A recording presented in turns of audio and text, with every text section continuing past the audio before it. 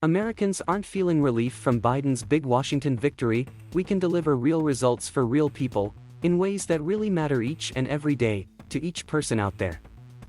And we're taking a monumental step forward to build back better as a nation, Biden said as he signed the infrastructure bill into law surrounded by Democratic and Republican lawmakers Monday.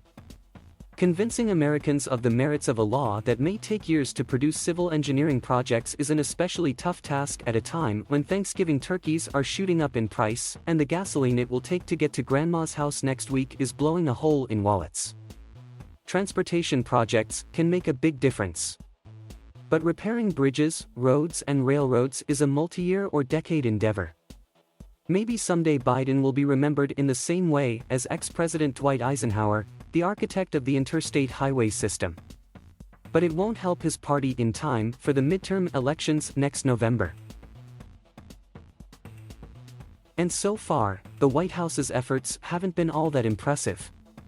Biden's personal salesmanship doesn't seem likely to suddenly transform his fortunes, if his low-wattage event filled with recycled stump speech lines and jokes in front of a creaking New Hampshire bridge on Tuesday is a guide. He was in Michigan on Wednesday, touting the electric vehicle provisions of the law at a General Motors facility and vowing to secure the jobs of the future in the United States and not in China. A dark political environment, but even if Biden had the genius for marketing that ex-President Donald Trump claims to possess, simply doing a better job of showcasing the infrastructure law would not do the complex layers of the nation's mood sufficient justice. Many Democrats believe they will be rewarded if they deliver for voters. But that idea may be flawed, at least in the short term. Passing the Affordable Care Act didn't stop then-President Barack Obama from getting a midterm shellacking in 2010 when Democrats lost the House. It took many more years for Obamacare to become so popular that GOP attempts to repeal it because a losing crusade, overshadowing their 2017 tax cut proposals and contributing to their loss of the House in 2018. It is always harder to make a positive case for a law than to demagogue it. Republicans are loving the chance to blame post-pandemic economic glitches on Biden's policies. It may be unfair, but it plays into voters' immediate concerns. Many factors are behind the rise in prices, including a supply chain logjam caused by the pandemic, soaring demand by consumers, and higher energy prices that make it more expensive to transport goods. But nuance is the first casualty of campaigns. The White House will disagree things are this bad.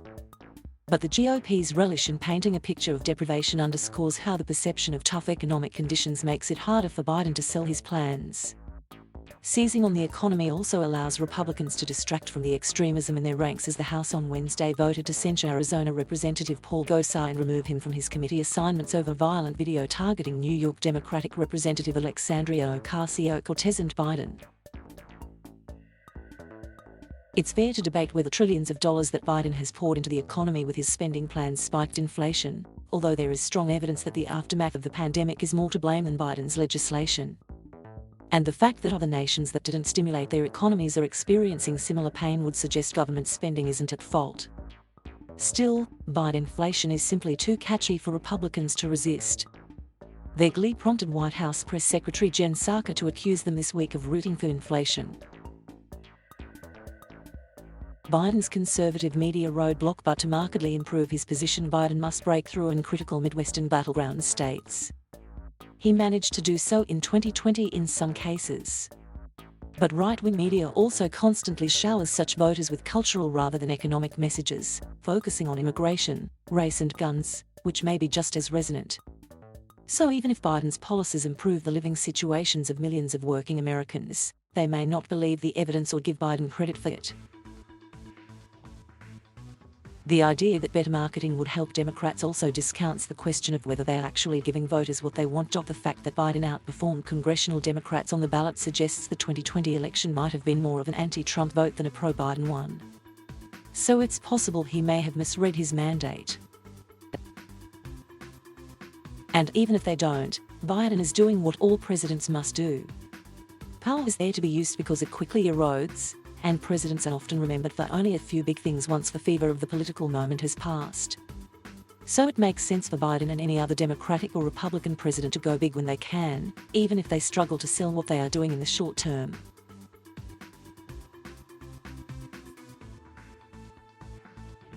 Thank you for watching.